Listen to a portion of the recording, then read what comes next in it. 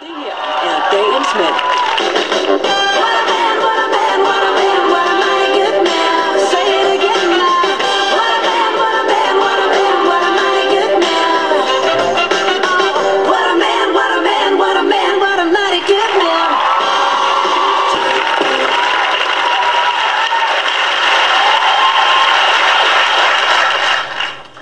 Jeg hedder Martin. Jeg er 22 år gammel.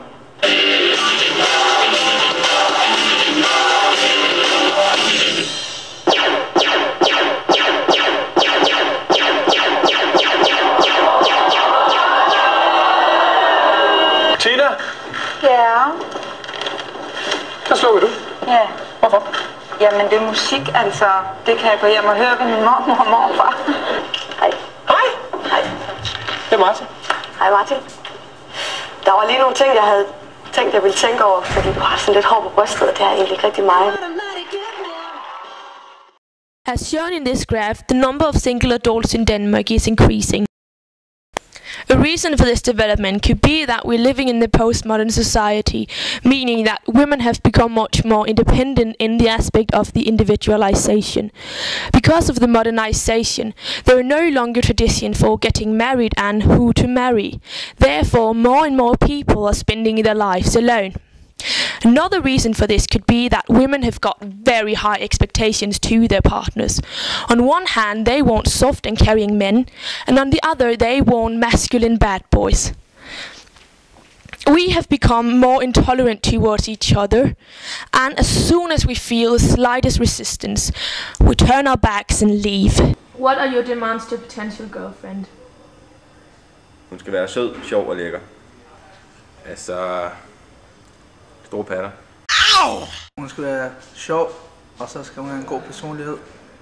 Og så skal hun elske mig. Og så skal hun også være lidt pæn. Altså siden 9-pigen i sidste uge skulle være en potentiel ægtefælle, altså. Han skal være sød. Jeg kan godt lide, hvis man er lidt forskellig. Og han må ikke være tyk. Han skal være sådan slank. Og så skal han være god til at pleje en og vise omsorg. Han skal have brune øjne, han skal have mørkt hår, og han skal have et sødt smil. Og det skal være en, man kan stole på. Han er romantisk, og ja, han skal jo også se godt ud.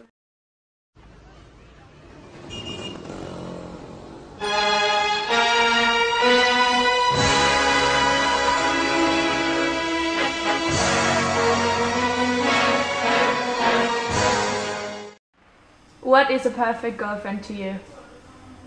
Hun skal være sød, sjov og lækker. Ja, det er jo en, der er... Det er jo en, som er ganske sød. Og stor bryster lidt. Et godt brystparti, det skulle heller ikke helt af vejen. Hun må ikke sådan være slet overvægtig. Og så er jeg mest til de her blondiner. Bare.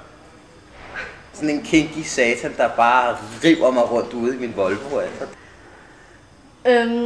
Han er høj. Han skal være cool, han skal være selvsikker, han skal kunne remme rundt på dansegulvet, han skal være frisk, altid noget at sige.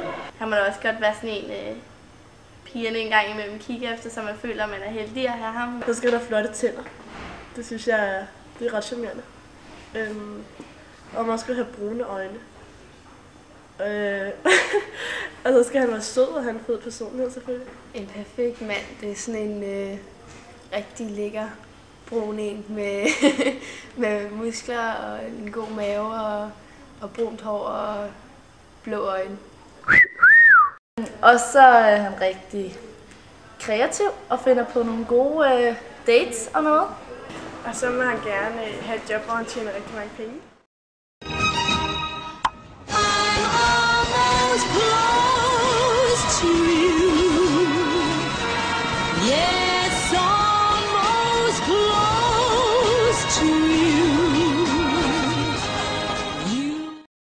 Do you think that you fulfill your demands yourself? Helt bestemt. Ja, det synes jeg bestemt. Jo, for det meste. Det er et sjovt spørgsmål egentlig.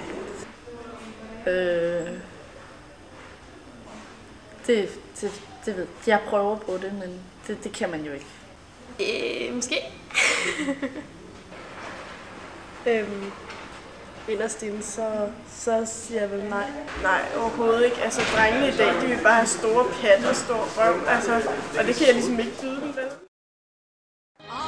Just a touch away, and yet so far.